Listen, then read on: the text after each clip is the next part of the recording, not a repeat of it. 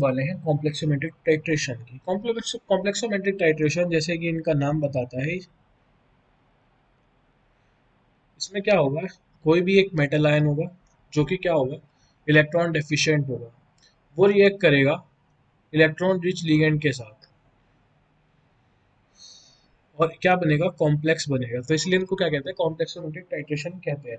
अभी हम कैसे डिटरमाइन करेंगे कि कॉम्प्लेक्सोमेट्रिक टाइट्रेशन है, जब मेटल आयन किसी इलेक्ट्रॉन लिगेंड के साथ, इलेक्ट्रॉन रिच लिगेंड के साथ जब रिएक्ट करेगा तो हमें एक कलर चेंज ऑब्जर्व होगा, जिसकी वजह से हमें पता चल जाएगा कि हमारी टाइट्रेशन का जो है एंड पॉइंट आ गया है।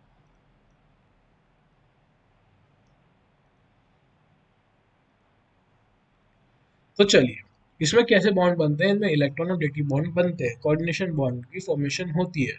ठीक है।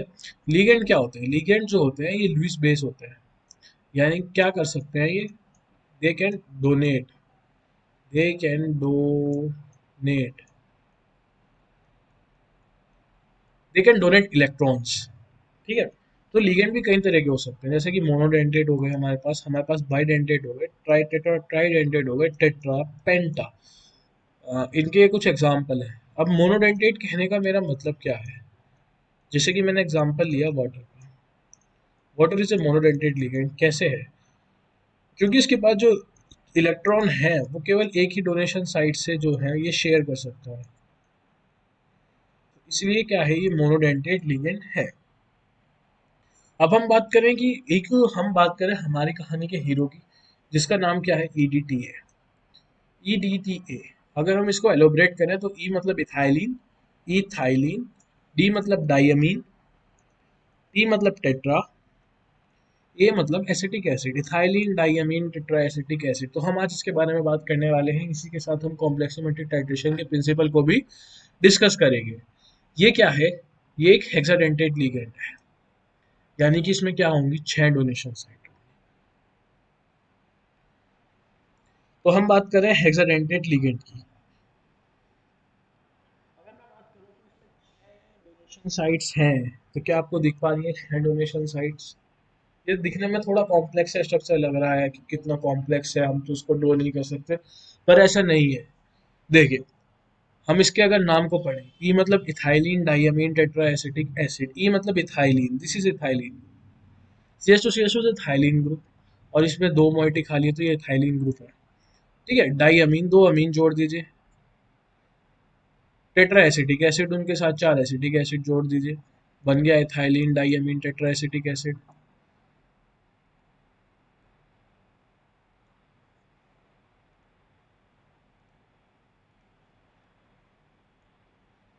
बन गया ethylene diamine tetra acetic acid.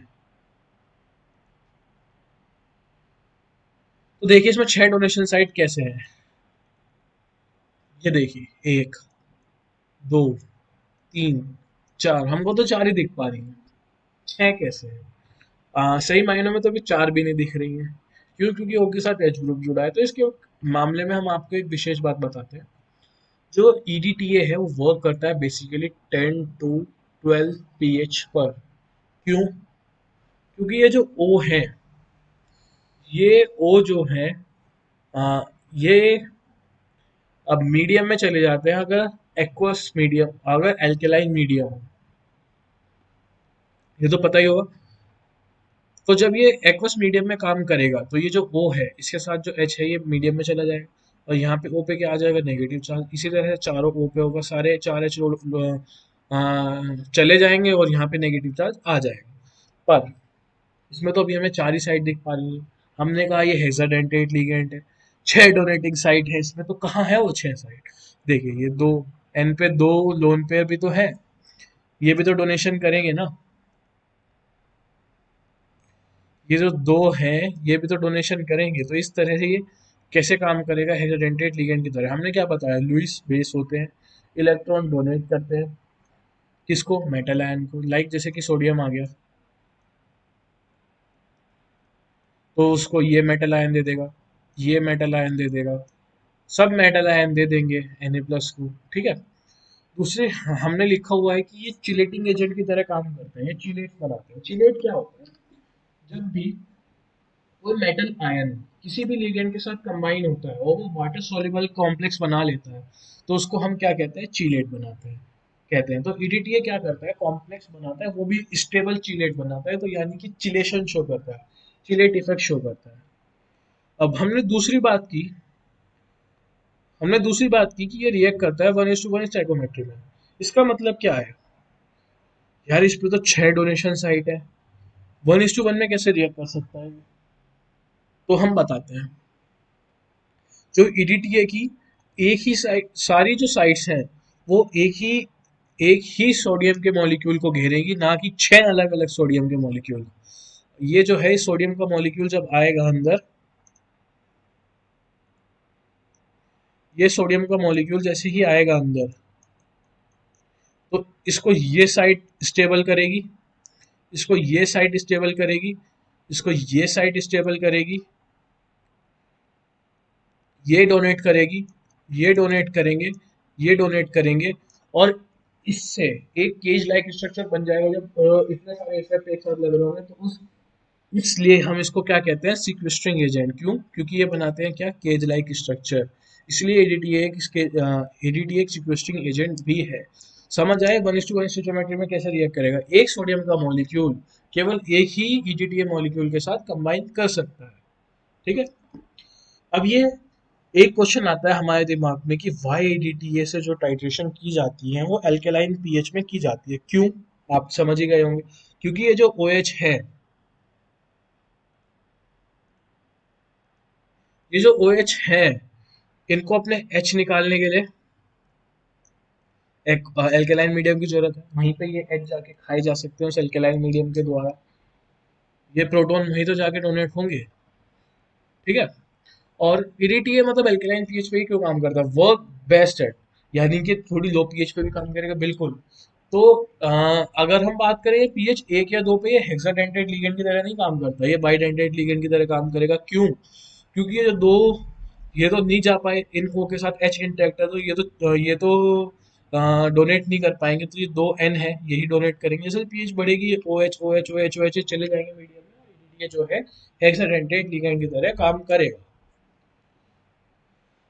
तो ईडीटीए कौन कौन से मेटल आयन को घेर सकता है? तो ये घेर सकता है स्ट्रोंशियम को, बेरियम को, कैल्शियम को, मैग्नीशियम को, सारे डी ब्लॉक की इस वाली सीरीज को। तो इन सब आयन को ये घेर सकता है। टिन को, एंटीमनी को, लेड को, बिस्मुथ को। तो इसका क्या यूज होगा अगर हम इसको घिरा दें, तो भी क्या यूज होगा हमारे लिए? तो बहुत सारी रिएक्शंस होती है जिसमें हमको डिटरमाइन करना होता है मेटल आयंस। क्या आपके दिमाग में मेटल आयंस की डिटरमाइन करने के लिए कोई रिएक्शन आती है दिमाग में?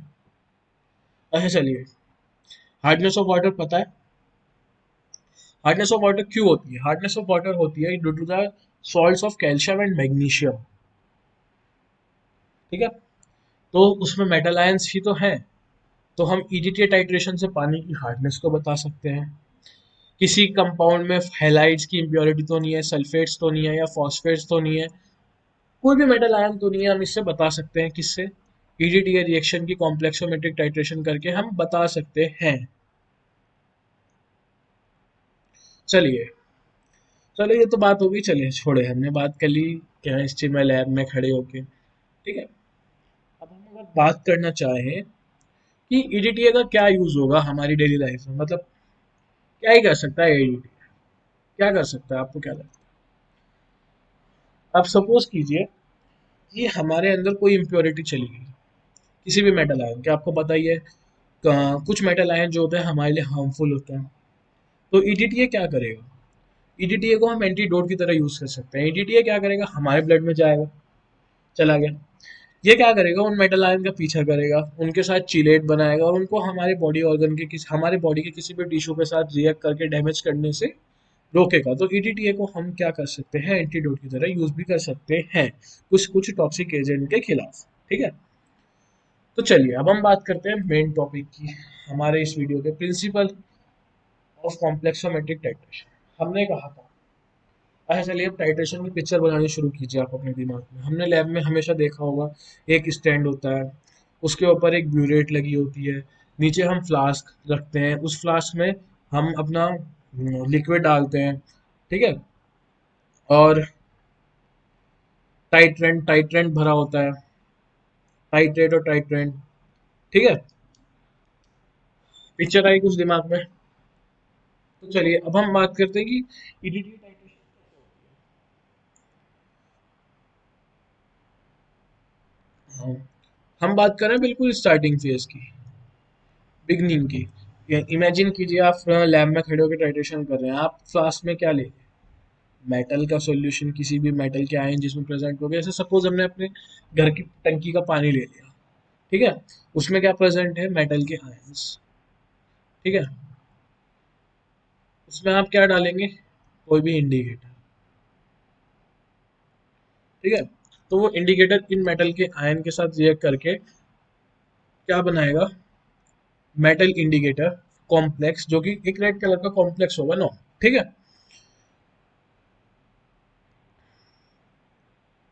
ठीक है, इसको मैं आपको एक और तरीके से भी समझाऊंगा। ठीक है, अब क्या होगा? ब्यूरेट में क्या भरा है? ईडीटी है। हाँ देखिए, इस तरह का कुछ अपरेटस है हमारा।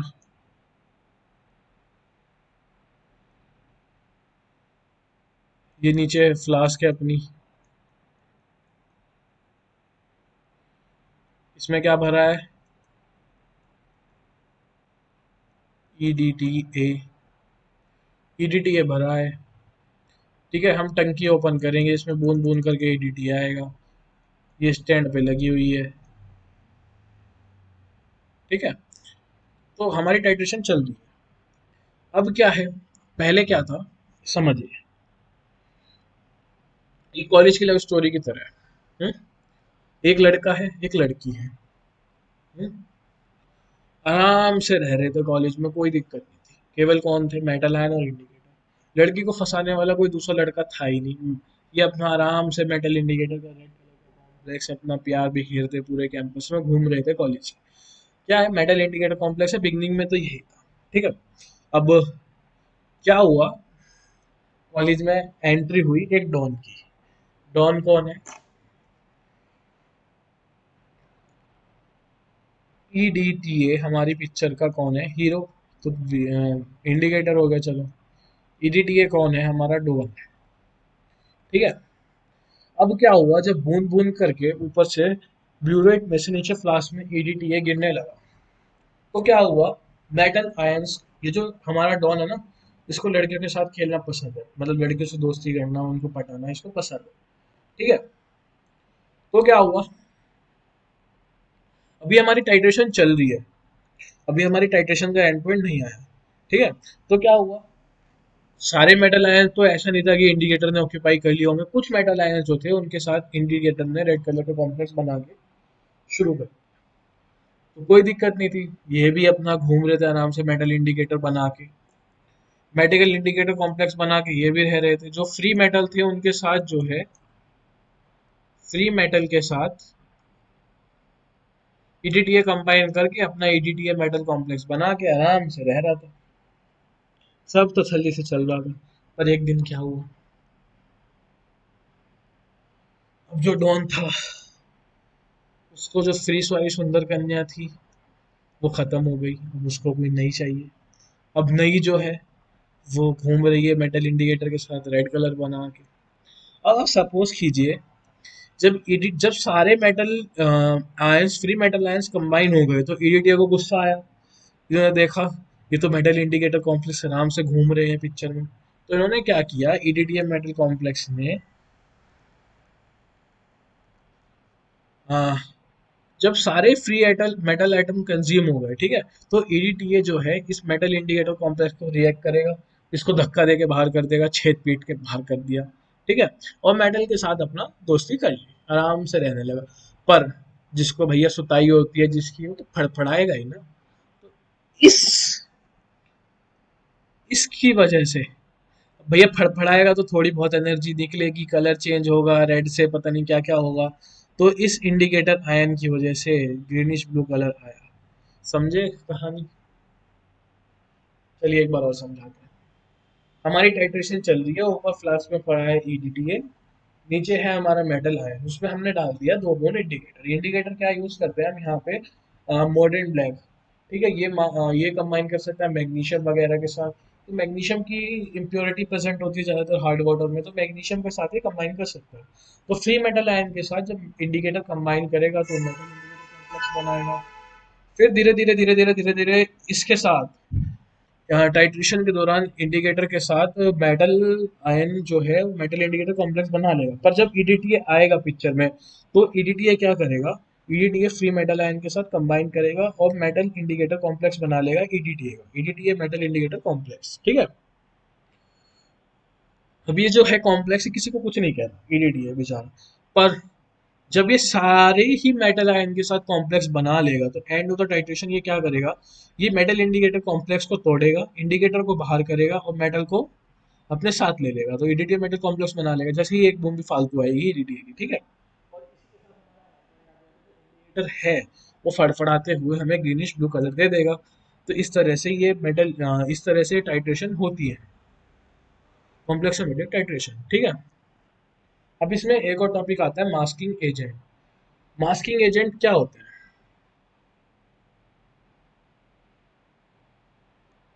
मास्किंग एजेंट को हम क्यों यूज करते हैं? जैसे कि दो मेटल आयन प्रेजेंट है हमारे सॉल्यूशन में, दो मेटल आयन प्रेजेंट है, जैसे कि मैग्नीशियम भी है और कैल्शियम भी है। इम्प्योरिटी दो वजह से हो रही है, मैग्नीशियम और कैल्शियम की वजह से। पर हमें क्या है, जो है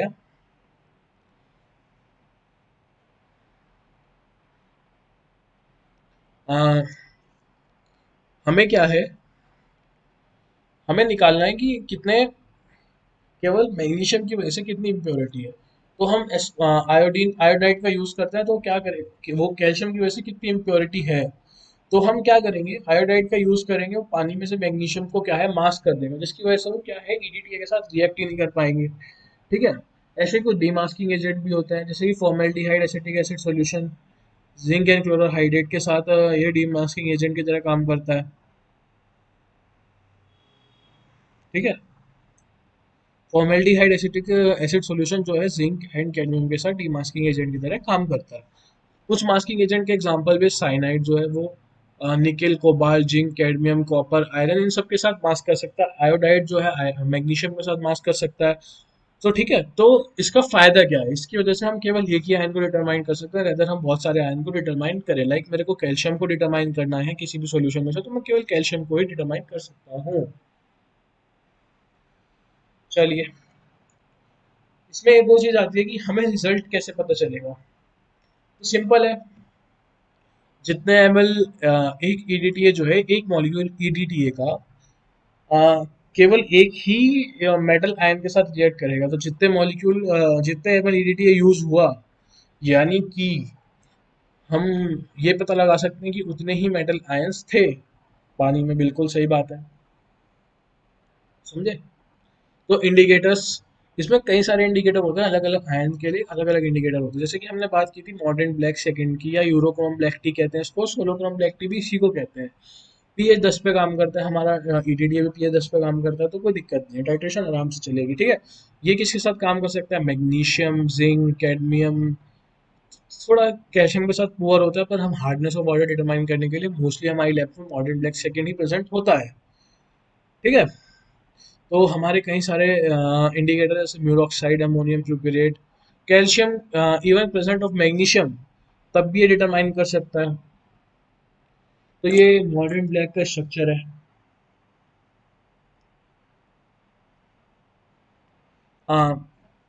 this figure is showing metal indicator complex, this is metal indicator complex. मॉडर्न ब्लैक ने क्रोमियम के साथ इंडिकेटर कॉम्प्लेक्स बना लिया, इसको घेर लिया।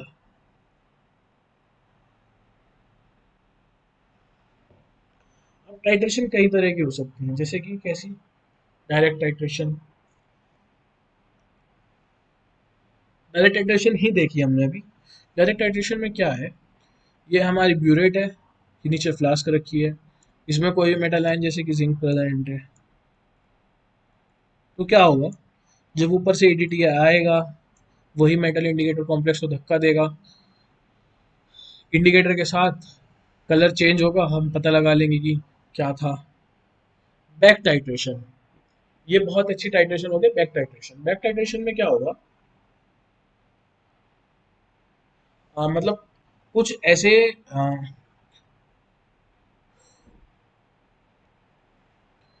जैसे कि मेटल आयन जो है थैलियम है, थैलियम जो है इसके लिए कोई सुटेबल इंडिकेटर नहीं है हमारे पास, तो इसके लिए हम क्या यूज करते हैं, बैक टाइट्रेशन। समझे? तो